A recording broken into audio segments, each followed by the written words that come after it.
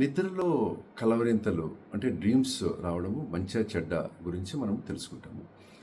ప్రతి ఒక్కరికి అంతో ఇంతో ఇన్ఫర్మేషను తెలిసిపెట్టుకుంటారు. ఈ డ్రీమ్స్ అంటే పాజిటివ్ డ్రీమ్స్ వచ్చేదానివల్ల హెల్త్‌కు మంచిది. లేదా నెగెటివ్ డ్రీమ్స్ వచ్చేదానివల్ల అది బ్రెయిన్‌కు నెగెటివ్‌గా ఎఫెక్ట్ పడుతుంది.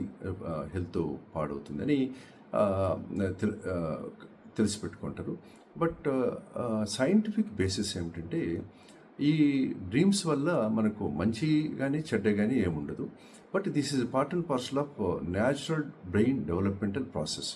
సో ఈ డ్రీమ్స్ వచ్చేదానివల్ల అది నెగిటివ్ కావచ్చు, పాజిటివ్ కావచ్చు, బ్రెయిన్లో ఇంటర్ కనెక్షన్స్ అంటే న్యూరాన్స్ మధ్యలో ఆ కనెక్షన్స్ డెవలప్ అయ్యేదానికి అది చాలా దోహదపడుతుంది. అంతేకాకుండా ఈ కాగ్నిటివ్ ఎబిలిటీస్ అంటే తెలివితేటలు ఇంప్రూవ్ అయ్యేదానికి ఇది చాలా దోహదపడుతుంది ఈ డ్రీమ్స్ అనేది. అంతేకాకుండా ఎమోషనల్ స్టెబిలిటీ డెవలప్ అయ్యేదానికి ఈ డ్రీమ్స్ ఉపయోగపడతాయి. అంతేకాకుండా ఈ థాట్ ప్రాసెస్ డెవలప్ అయ్యేదానికి ఈ డ్రీమ్స్ మనకు చాలా ఉపయోగపడతాయి. ఈ విధంగా డ్రీమ్స్ వచ్చేదానివల్ల దాని గురించి మనం పట్టించుకోవాల్సిన అవసరం లేదు.